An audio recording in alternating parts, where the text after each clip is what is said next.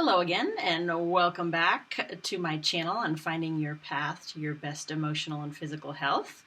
My name is Erin, and I'm here to bring you information to help guide you on your healing path and process. So today's discussion is going to be a little bit more along the lines of attachment and why that's important for our overall health. So if you're enjoying what you hear, please share this information with as many people as possible. Also, don't forget to subscribe and hit the thumbs up so you can get notification when additional videos come out, which is almost every day. And also, feel free to ask me as many questions as you want. I will either save them for a question and answer session or address them in the comments if possible. So without further ado, and don't forget to download your 5 free videos. I almost forgot. We have 5 free videos on helping you find your foundation for your best emotional and physical health, so you can kind of get an idea of what this channel is about and what we are looking to build. So with that, let's get into today's topic, which is kind of an additional little bit introduction on attachment and how attachment develops and why it's important for our overall health. Attachment really is something that starts in early childhood and actually occurs before 7 months of age, and actually arguably could start in utero.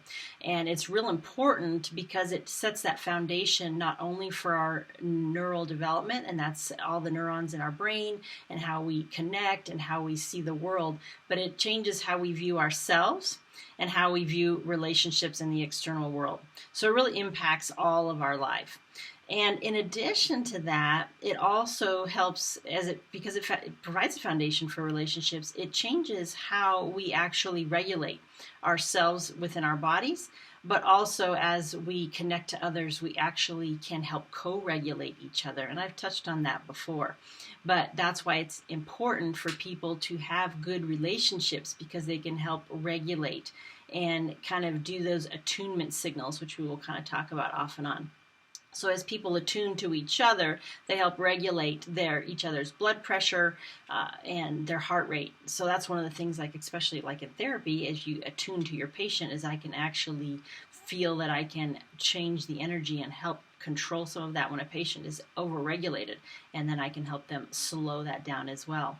So that's one of the things I use actually in trauma treatment, is to actually read my patient through that attunement and feeling their energy and their heart rate and stuff through them, and then I feel it within myself, and then I can adjust the therapy, speed it up, slow it down, those kinds of things if they're getting a little bit overactivated and that kind of thing. So understanding and attuning to somebody else is real important for all our relationships, just not the therapeutic one with a therapist, but with our family members as well.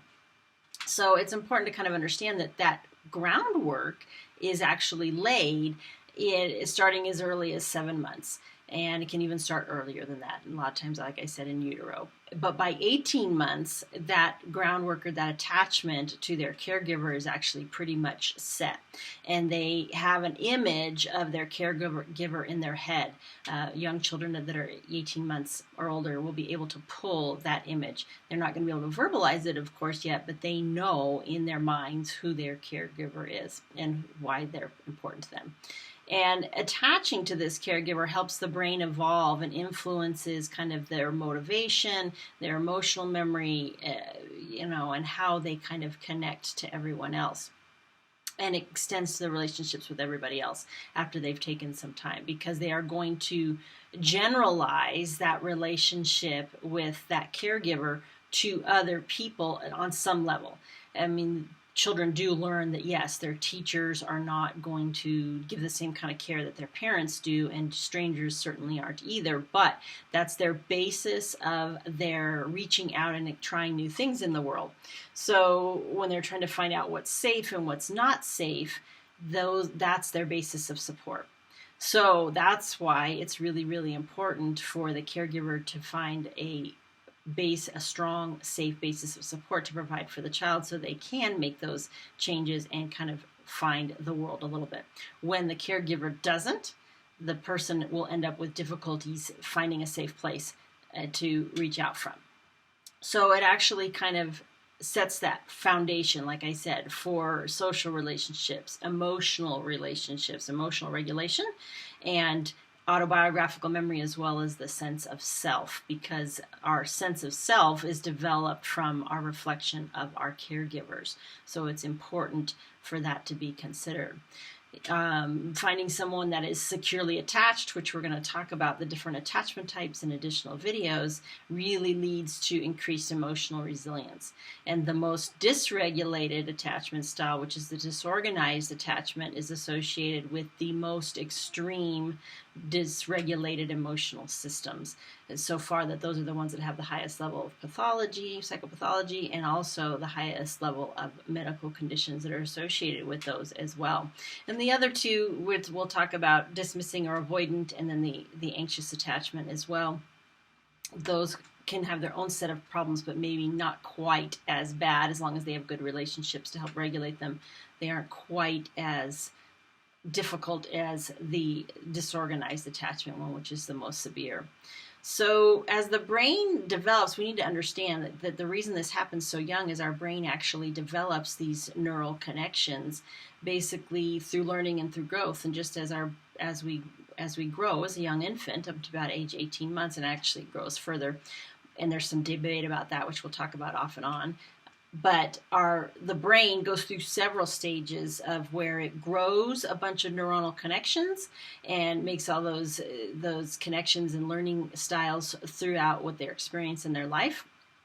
And then it prunes back what it doesn't need and what isn't being used. So it can happen that children that are under extreme stress can actually do some over pruning, and there's a bunch of chemicals that go on with the brain that actually will cause the unused portions to be pruned back further than maybe we would like them to be, because it's just not safe and they're constantly activated. So one of the ways to get them to be not constantly activated is to turn them off by pruning. And unfortunately then the argument becomes, okay, can these be rebuilt? And that's sometimes up for debate in some of the neurosciences fields. A lot of people say yes, the brain is plastic throughout our lifetimes and we can continue to build those.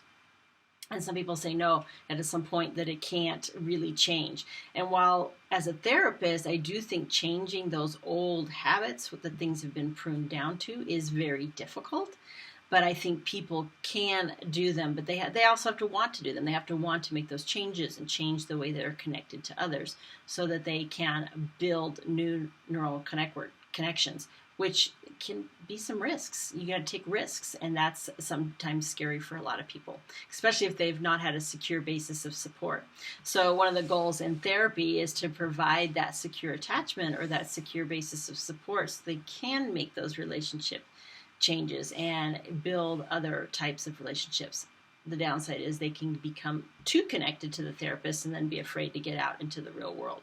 So we kind of have to balance that and push our patients a little bit to try those things. But that's kind of why attachment is important, and attachment in the therapeutic process is valuable as someone actually can learn to do things differently. And support is always the way that it's going to allow them to make those growth. Most people do not grow in a vacuum. It just doesn't work that way. They need that support. And if they've had very poor support in their past, through their parents, their family, whoever, they may continue to have those challenges and repeat some of those relationships because they're trying to heal them, but they just don't know how. So attachment, in a nutshell, will form that basis or that foundation of support to help people kind of move on and enhance their relationships.